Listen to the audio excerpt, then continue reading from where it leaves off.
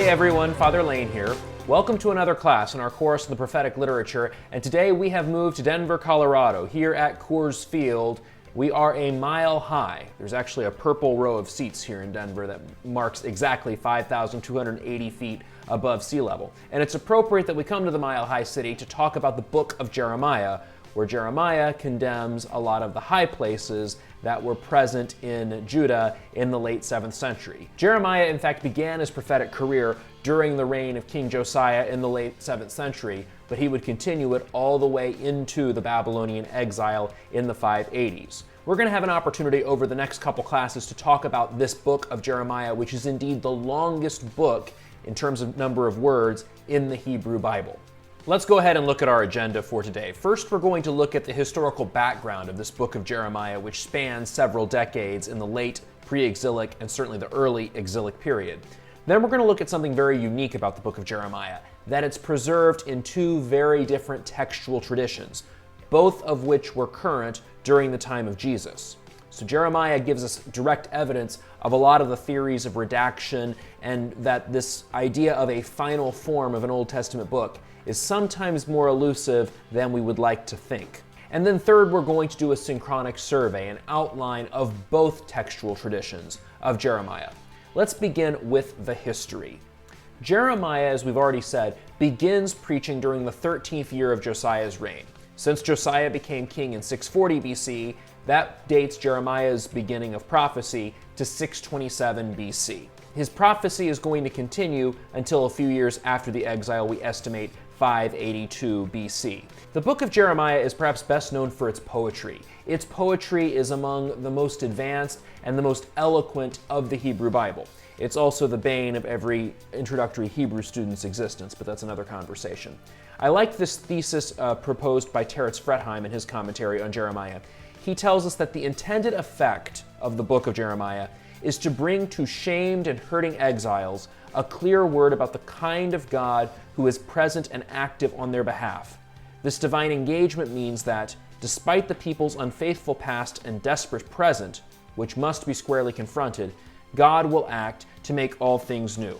So we're going to notice in Jeremiah there's both a theodicy dimension, explaining why has this disaster befallen us? What has God been doing? And specifically, what is God doing to Jerusalem, this city that houses the temple? As we've talked about before, during the face-off between Hezekiah and Sennacherib in 701 BC, when Jerusalem was barely able to survive, it seems that Judah learned the wrong lesson. They learned the lesson that we are God's chosen people. God would never allow his temple or his successor of David to be destroyed. And yet both of those things happened during Jeremiah's lifetime. So Jeremiah is going to explain why the temple is destroyed in 586 BC. So there's the theodicy dimension. But the door is open to hope. It's not the last word. We learn a lot about Jeremiah just by reading the first 3 verses, the superscription that begins the book. I've quoted the first 2 verses of it here on your screen. The words of Jeremiah, son of Hilkiah, one of the priests from Anathoth in the land of Benjamin.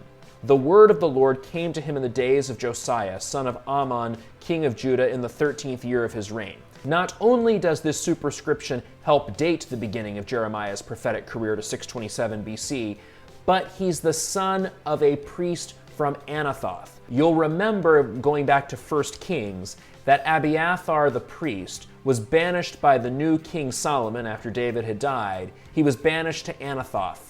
This fulfilled the prophecy first announced by Samuel to Eli that his priestly line would end because of the behavior of Hophni and Phinehas and Eli's failure to discipline his children. So all of this comes back. Jeremiah is a priest, therefore, but he doesn't have permission to exercise priesthood in Jerusalem, which is going to contribute to his unique perspective. Jeremiah is a priest. Jeremiah is a prophet, but he doesn't have particular interest in the temple. Indeed, he's going to give 2 different temple sermons in which he strongly reproaches what's happening in Jerusalem. This is going to be unique to Jeremiah. Let's talk now about a particular problem that afflicts the book of Jeremiah. It's preserved in 2 different textual traditions. There's the Hebrew, preserved in the Masoretic text, and the Greek that's preserved in the Septuagint. However, the Dead Sea Scrolls found in the last century at Qumran show us two different Hebrew manuscripts that agree with the Septuagint against the Masoretic text. What this means is that the Septuagint was translated from a Hebrew text that was in fact substantially different from the Hebrew text that we have in our present-day Hebrew Bibles. And what's more, at Qumran, there were also Hebrew manuscripts.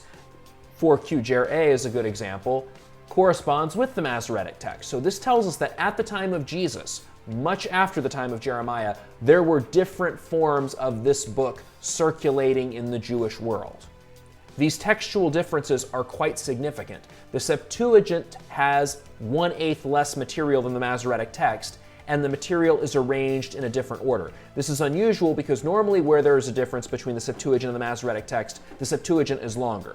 Think of Esther and Daniel. In those two books, you have both a proto-canonical and a deuterocanonical section. The deuterocanonical sections are the material that the Septuagint has that the Masoretic text does not. About 100 years ago, Bernhard Doom, whom we spoke about when we talked about Isaiah, as well as a Norwegian biblical scholar, Sigmund Mowinckel, held that there were four main sources within the book of Jeremiah. Identified sources A, B, C, and D. Source A consisted of first-person narration and sayings of Jeremiah, in which Jeremiah speaks in his own voice. That predominates in the first 25 or so chapters of Jeremiah. And then source B is in the third person, stories about Jeremiah, where another narrator is telling us about Jeremiah. Also within the book, source C consists of prose accounts that sound a bit Deuteronomistic, and indeed there is a bit of an overlap between Jeremiah's theological perspective and that which we encountered in the book of Deuteronomy as well as in the Deuteronomistic history. And then source D, the oracles against the nations, again, which we always abbreviate OAN. Scholars today don't generally identify sources in this way. It's too formal, too artificial.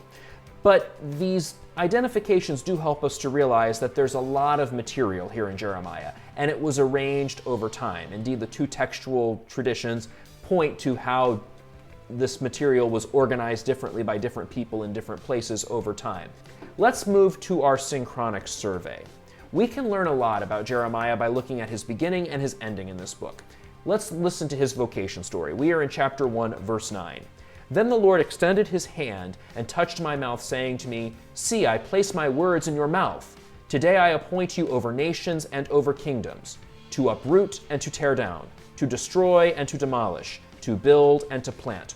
You'll notice on your screen two things. First, Jeremiah is appointed prophet not just over Israel, not just over Judah, over nations and over kingdoms. The oracles against the nations, which include Egypt and Babylon, most importantly, are part of Jeremiah's vocation. It's a broadband kind of vocation. Ezekiel's going to be very different in this regard.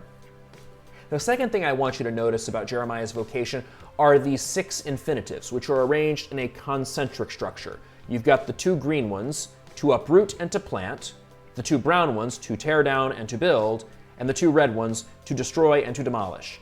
Notice these 3 pairs come from 3 different metaphor fields. Uproot and plant both come from agriculture, tear down and build both come from construction, and destroy and demolish both come from the military. Jeremiah's vocation is both negative and positive. 4 of the infinitives refer to bad things: uproot, tear down, destroy, demolish.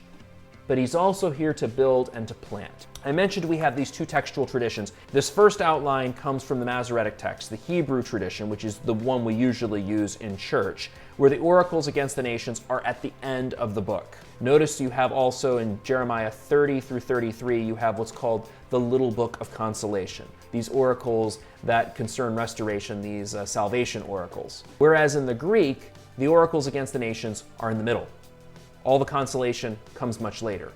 And Sweeney suggests that this structure indicates a retrospective, more theodicy-focused structure to the book. We're going to delve into this book in greater detail in our next class. Until then, read well and pray well.